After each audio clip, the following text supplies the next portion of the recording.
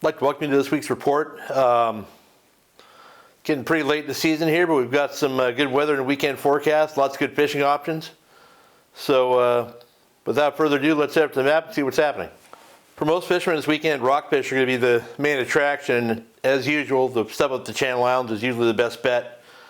Boats fishing up there are going to have, looks like nice, light winds on Saturday, a little bit offshore Friday.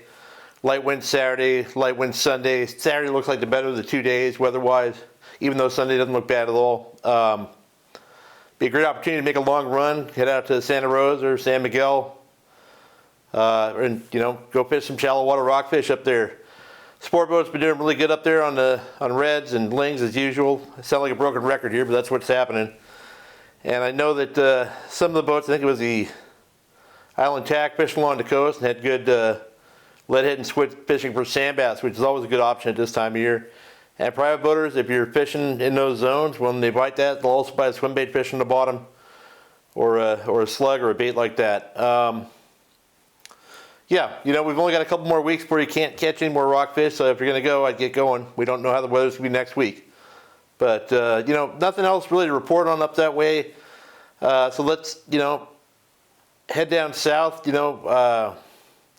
I fished locally, when was it, Saturday last week, and we had that full moon that I talked about in last week's report, and boy, it really knocked things for a loop. We had launched out of Alamitos just before the sun got up, ran down to one of the hunting rigs on the inside there, and first drift on it, we had the crankbait calicos every cast for 10 minutes, and then we went to reset back up. That sun cleared the horizon, never saw another bass. Ended up driving around,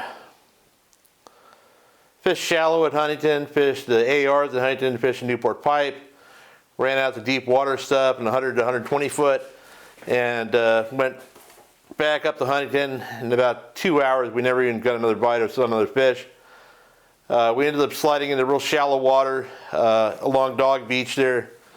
There was some sign of birds and bait in there, and we actually figured out a technique that worked, and we caught a bunch of bass. We probably had 30 plus bass. They weren't giants. They were from 10 inches up to maybe 3.5, 4 pounders, but real fun way of catching them. I'm going to talk about how to do that, or what we did after I finish up the report here.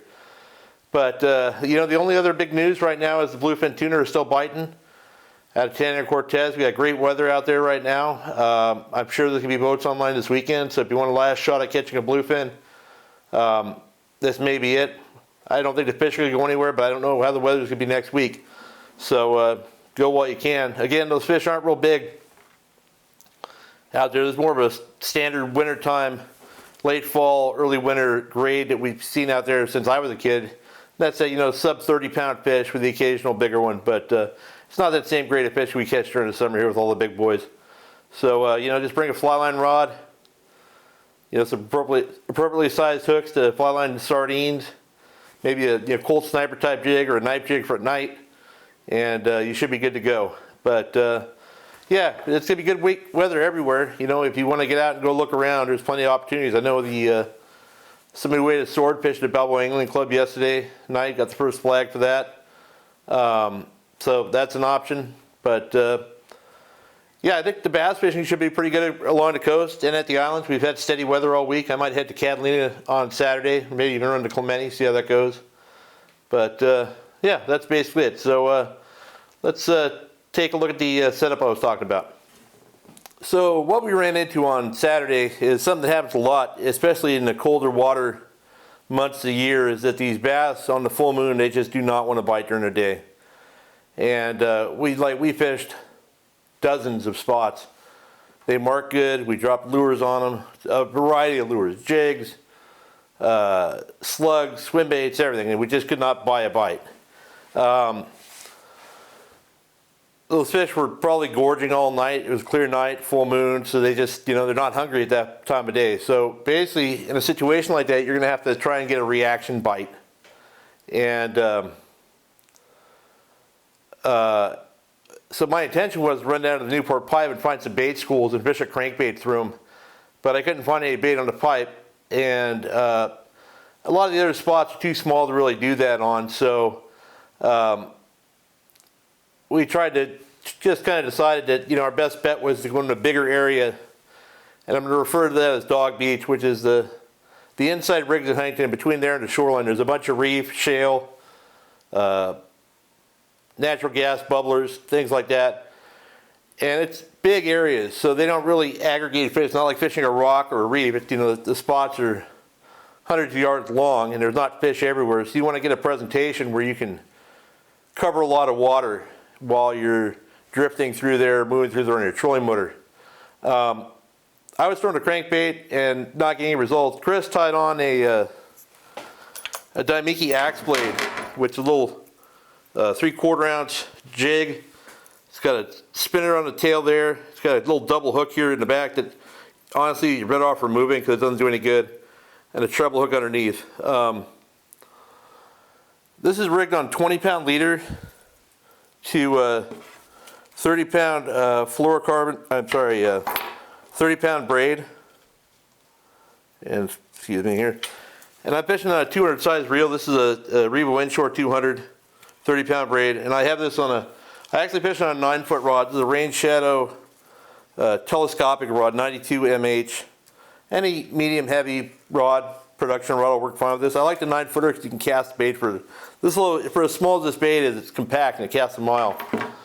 So, depending on where you're fishing, at depth you're fishing and how you're presenting and what you're seeing, this bait can be fished in a number of different ways. If you're on a deeper spot, you can just flip it out, let it sink in a free spool. A lot of times you get a bite on the sink. If you don't, you wind up a few quick turns, throw it back in free spool, draw back down. You're basically just covering a smaller area when you're doing that. What we were doing Saturday was we're making long casts with it, letting it sink to the bottom, and then doing a, let me back off my drag here. Doing a fairly steady retrieve, followed by a quick turn of the handle and pop the reel in free spool and let it sink back to the bottom. And almost all of our bites came was the minute we started winding again. So nice steady retrieve, quick turn of the handle, pop back in free spool. So that bait is just slow rolling along the bottom. When you speed up, it shoots up a little bit and falls. And these fish were not hungry at all, but they were reacting to that. And none of the bites came on the fall. None of the bites came on a steady wind. All of the bites came when we popped that bait and dropped it back in the freeze pool. So what that tells me, these fish are interested enough in the lure to follow it. And they do that with a lot of lures, swim baits, everything else. They just get behind it, they swim behind it. And unless you can get them to react, do something erratic, do something odd, they're not going to ever bite that bait. You know, with a swim bait or something like that, you can do the same thing, a fast turn, drop in free spool. You got this long of a bait, and that bass is just right behind the thing, and it's just snapping at a reaction. It's not hungrily going after it. So that's where a small bait like this comes into play. They pop that thing, they get the whole thing in their mouth. So, you know, every fish we hooked had the bait solidly, even though they weren't actively feeding on anything at all. Couldn't buy a bite on anything else. But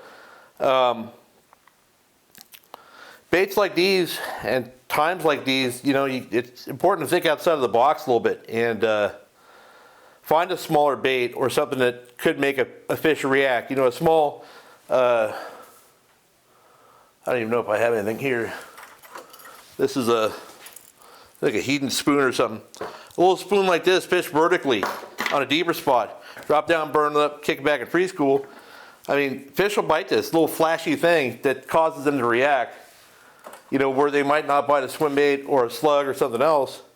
There are baits that can make them react. And this bait, we were fishing it like a deep water crankbait. So because it sinks, we're able to slow roll along the bottom at 20, 25, even 30 feet of water. And then by popping it up, we were getting those fish to react and bite the bait. So a lot of times during the winter, it's not always easy to get bites, but if you play around with stuff and figure stuff out, you can find a pretty reliable bite. And you know, the fish we caught were not large, but with this light gear, it's still a blast. And I realize now that I don't really care what size fish I catch. I just love catching fish and a fun way to catch them, you know, be it bass or tuna or yellowtail or anything else. I'm more interested in finding a nice fun approach to getting the bites, and then if I catch them or not, it's secondary, or what size they are is secondary. But anyway, Yeah, it's a little Damiki Axe Blade. You know, if you put one on your Christmas list or go to your local tackle store and pick one up, give it a try this year. It's a pretty fun bait to fish.